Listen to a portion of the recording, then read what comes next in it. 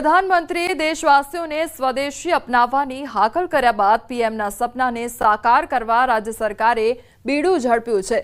ત્યારે વડોદરા મનપા દ્વારા શહેરના જુદા જુદા સ્થળો પર સ્વદેશી થીમ સાથે વિવિધ બજાર ઊભા કરવામાં આવ્યા છે।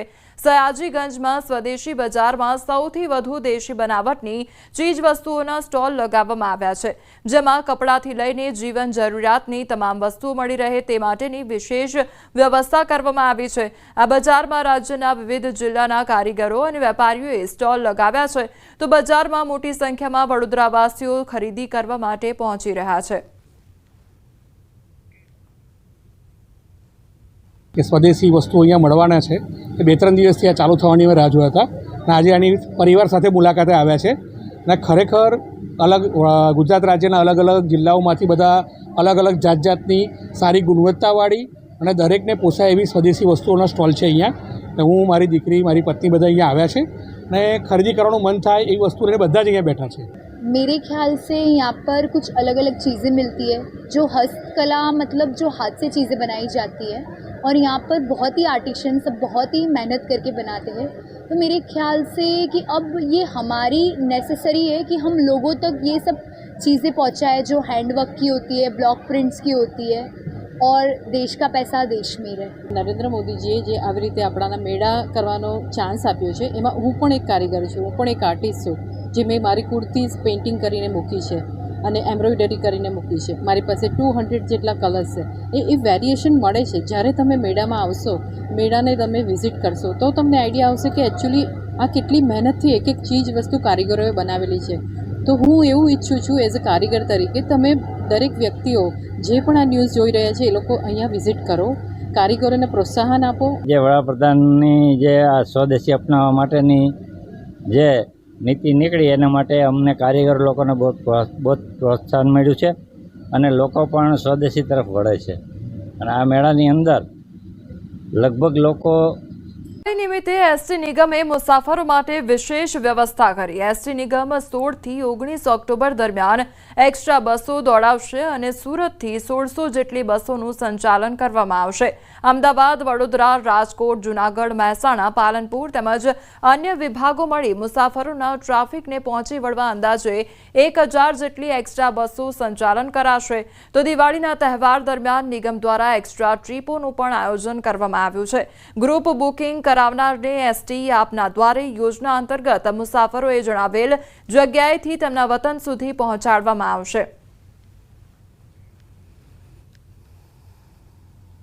સુરત વિભાગ ખાતેથી સૌરાષ્ટ્ર તરફ જવા માટેના જે બસો છે તે 1600 આયોજિત થઈ છે। ગયા વખતે 1359 જેટલી બસોની ટ્રીપો થઈ હતી અને તે ઉપરાંત અમદાવાદ, વડોદરા, સુરત, રાજકોટ,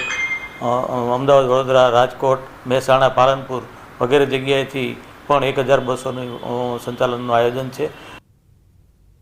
સોનાનો ભાવ 1,33,000 બોલાઈ રહ્યો છે, તો ચાંદીનો ભાવ પણ 1,80,000 પર પહોંચી ગયો છે અને તેમાં પણ આજે પુષ્ય નક્ષત્ર છે। સોના ચાંદીની ખરીદી માટે આજનો દિવસ ખૂબ જ શુભ માનવામાં આવે છે। ધરખમ ભાવ વચ્ચે પણ આજના શુભ દિવસે શુકનવંતી ખરીદી માટે લોકોની ભારે ભીડ જોવા મળી રહી છે। તો દુકાનોમાં સોના ચાંદીની જગમગાટી વચ્ચે ગ્રાહકો ઉત્સાહભેર ખરીદી કરતા નજરે પડ્યા છે। વેપારીઓએ પણ જણાવ્યું કે પુષ્ય નક્ષત્રના શુભ મુહૂર્તે વેચાણમાં નોંધપાત્ર વધારો નોંધાયો છે। ભાવ વધારો છે બધું, પણ હજુ આગળ પણ ભાવ તો વધવાના જ છે ને એટલે અને આજે સારો દિવસ છે, પુષ્પ નક્ષત્ર છે, થોડો ભાવ વધારે લાગે છે પણ ચાલે। હજુ તો બધા કે 1.5 થશે 2 થશે પણ અનબિલિવેબલ છે એમ કે આમાં નથી આવતું, છતાં ખરીદી એટલી બધી છે કે લાગતું નથી કે સોનાનો ભાવ આટલો બધો વધારો। એવું લાગતું હતું કે સોનાના ભાવમાં જે પ્રકારનો ઉછાળો છે તેને કારણે પુષ્ય નક્ષત્રના દિવસે જ્વેલર્સમાં, ખાસ કરીને કોઈ પણ જ્વેલર્સમાં તમે જશો તો ભીડ જોવા નહીં મળે, પરંતુ એવું નથી થયું। અમદાવાદમાં આપ દ્રશ્યો જોઈ રહ્યા છો, અમદાવાદની અંદર લોકો છે શુકનવંતી ખરીદી કરવા માટે પહોંચ્યા છે અને મોટી સંખ્યાની અંદર ખાસ કરીને લોકો ખરીદી કરતા જોવા મળી રહ્યા છે। આ વખતે પુષ્ય પુષ્ય નક્ષત્ર છે તે બપોરે 12 વાગે શરૂઆત તેની થઈ છે અને બુધવારે એટલે કે આવતીકાલે બપોરે 12 વાગ્યા સુધી પુષ્ય નક્ષત્ર છે તે રહેશે। ત્યારે આ પરિસ્થિતિની અંદર આપ જોઈ રહ્યા છો કે સોનાનો ભાવ 1,30,000થી પણ વધારે છે, તે વચ્ચે લોકો ખરીદી કરતા જોવા મળી રહ્યા છે। તો શુકનવંતી ખરીદી કરવા માટે આપ મારી પાછળ પણ જુઓ કે લોકોની મોટી સંખ્યાની અંદર ભીડ જોવા મળી રહી છે। નાનું તો નાનું, પરંતુ આજના દિવસે કશું તો ખરીદવું તેવો ટ્રેન્ડ છે તે આજે પણ માર્કેટમાં જોવા મળી રહ્યો છે અને સોનું ખરીદતા લોકો છે તે ખાસ હાલ જોવા મળી રહ્યા છે। કેમેરા પર્સન શ્રેણિક મહેતા સાથે દીપિકા ખુમાણ, ન્યૂઝ 18 ગુજરાતી, અમદાવાદ। પ્રવાસન સ્થળ દીવમાં છેલ્લા કેટલાક વર્ષોથી પ્રવાસીઓની સંખ્યામાં સતત ઘટાડો નોંધાઈ રહ્યો છે। સામાન્ય રીતે સપ્ટેમ્બરથી શરૂ થતો પ્રવાસન સિઝન આ વર્ષે ઉદાસીન રહે તેવું પણ લાગી રહ્યું છે, કારણ કે હોટલો, રિસોર્ટ અને રેસ્ટોરન્ટો ખાલી પડ્યા છે, જેના કારણે સ્થાનિક ધંધા રોજગાર પર તેની અસર જોવા મળી રહી છે। દર વર્ષે દિવાળી અને શિયાળાની રજાઓ દરમિયાન પ્રવાસીઓની ભારે ભીડ જોવા મળતી હતી। આ વખતે દિવાળી વેકેશન દરમિયાન હોટલો અને રિસોર્ટમાં બુકિંગ પણ નથી થયા, જેના કારણે પ્રવાસન ઉદ્યોગ સાથે જોડાયેલા લોકોમાં નિરાશા જોવા મળી રહી છે।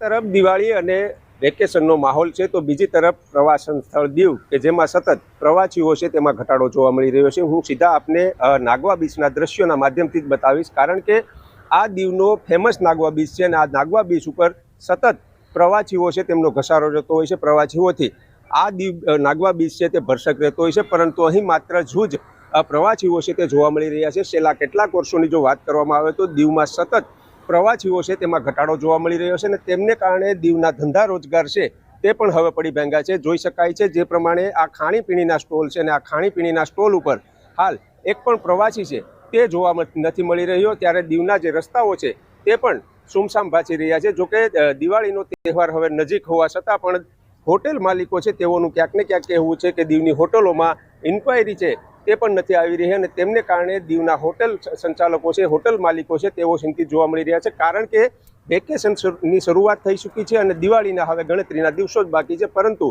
હોટલોની અંદર ના તો બુકિંગ થઈ રહ્યા છે કે ના તો કોઈ ઇન્ક્વાયરી આવી રહી છે। તેમને લઈ દીવના ધંધા રોજગાર છે તેમના ઉપર મોટી અસર પડી રહી છે। દ્વારકા પાસે આવેલ blue flag beach Shivrajpur beach પર વોટર સ્પોર્ટ્સ એક્ટિવિટી શરૂ કરવાની માંગ કરવામાં આવી છે। સિઝન ચાલુ થઈ ગઈ હોવા છતાં વોટર સ્પોર્ટ્સ એક્ટિવિટી બંધ હોવાથી 3 ગામના ધંધાર્થીઓ પરેશાન છે।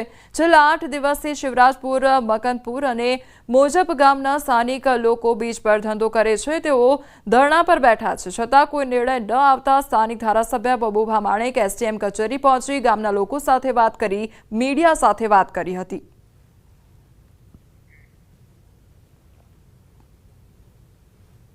શિવરાજપુર બીચ છે જે એ ખરેખર આખા ઓખા મંડળની રોજીરોટી છે, માત્ર શિવરાજપુર બ્રિજ એટલા માટે નથી। ને સીધી રોજીરોટી 3 ગામની છે, જેની અંદર 2,500 થી 3,000 કુટુંબો અહીંયા નભે છે।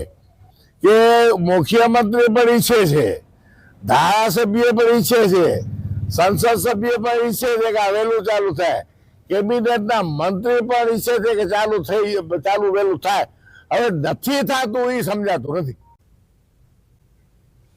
દિવાળીના તહેવાર પહેલા સુરત એસઓજીની મોટી કાર્યવાહી હાથ ધરવામાં આવી છે। પૂર્ણા યોગી ચોક ખાતે 2 ડેરીમાંથી 80 કિલો શંકાસ્પદ માખણ જપ્ત કરવામાં આવ્યું છે। મીઠાઈ અને દૂધ ઉત્પાદનોની માંગમાં પણ વધારો થયો છે।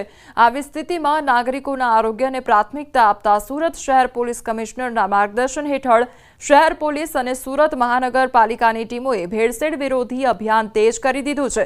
આ અભિયાનના ભાગરૂપે સુરત એસઓજીએ ફૂડ સેફટી વિભાગ સાથે સંયુક્ત કાર્યવાહી હાથ ધરી પૂર્ણા યોગી ચોક વિસ્તારમાં આવેલી 2 ડેરીઓમાંથી 80 કિલો શંકાસ્પદ માખણ તથા 70 કિલો માખણ બનાવવા માટેનું રો મટીરિયલ અને ક્રીમ મળી કુલ ₹36,000નો જથ્થો જપ્ત કર્યો છે। ખોડિયાર ડેરી તથા સૌરાષ્ટ્ર ડેરીના સંચાલકો ભેળસેળયુક્ત માખણનું વેચાણ કરી રહ્યા હોવાની ફરિયાદ મળી હતી। તો સુરતમાં નકલી ચીજ વસ્તુઓની ભરમાર જોવા મળી રહી છે। શંકાસ્પદ નકલી માખણ બાદ નકલી કોસ્મેટિક ઝડપાઈ છે। એલસીબી ઝોન 1 અને પૂર્ણા પોલીસની સંયુક્ત કાર્યવાહી હાથ ધરવામાં આવી છે। ઈ કોમર્સ વેબસાઇટ પર ઓનલાઈન વેચાણ કરતા 3ની ધરપકડ થઈ છે। પૂર્ણાની રંગ અવધૂત સોસાયટીમાં આવેલ ગોડાઉનમાં છાપો સ્થળ પરથી નકલી કોસ્મેટિક બનાવવા માટે વપરાતા રો મટીરિયલનો જથ્થો જપ્ત, સ્થળ પરથી બ્રાન્ડેડ કંપનીના સ્ટીકર સહિતનો મુદ્દામાલ જપ્ત કરવામાં આવ્યો. તો પોલીસે નકલી કોસ્મેટિકનો જથ્થો, સ્ટીકર, કોમ્પ્યુટર, સ્ટીકર છાપવાનું પ્રિન્ટ મળી 12 લાખથી વધુની મત્તાનો મુદ્દામાલ જપ્ત કર્યો છે. આરોપી બાબુભાઈ ઉકાભાઈ ચૌહાણ, નીરલ બાબુભાઈ ચૌહાણ તેમજ સિદ્ધાર્થ બાબુભાઈ ચૌહાણની ધરપકડ કરી વધુ તપાસ પૂર્ણા પોલીસે હાથ ધરી છે.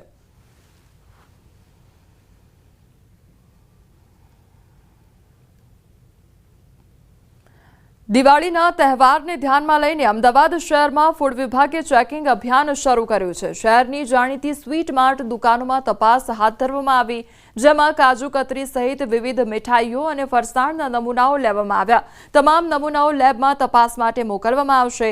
અલગ અલગ ઝોનમાં ટીમો બનાવી સમગ્ર શહેરમાં ચેકિંગ ચાલી રહ્યું છે. છેલ્લા 2 દિવસમાં અંદાજિત 150 ખાદ્ય સામગ્રીના સેમ્પલ લેવામાં આવ્યા છે.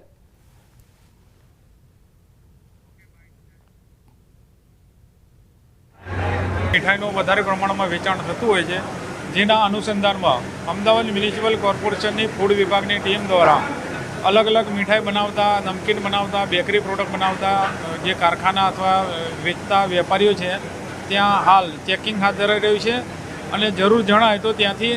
તહેવારોમાં સાવધ રહેવાની જરૂર છે. તંત્રની સાથે આપણે પણ સતર્ક રહેવું જરૂરી છે.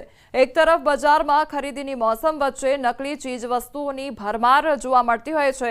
સુરતમાંથી નકલી કોસ્મેટિકની વસ્તુઓ ઝડપાઈ, તો આ તરફ દિવાળીના તહેવારોમાં પણ અરવલ્લી પોલીસ એક્શનમાં આવી છે અને રાજસ્થાનમાંથી દારૂની ઘૂસણખોરીને રોકવા સઘન ચેકિંગ હાથ ધર્યું છે. અમદાવાદમાં આરોગ્ય વિભાગ દ્વારા દિવાળીના તહેવાર પહેલા જ ચેકિંગ હાથ ધર્યું છે, તો આ તરફ સુરતમાં 80 કિલો શંકાસ્પદ માખણ જપ્ત કર્યું છે.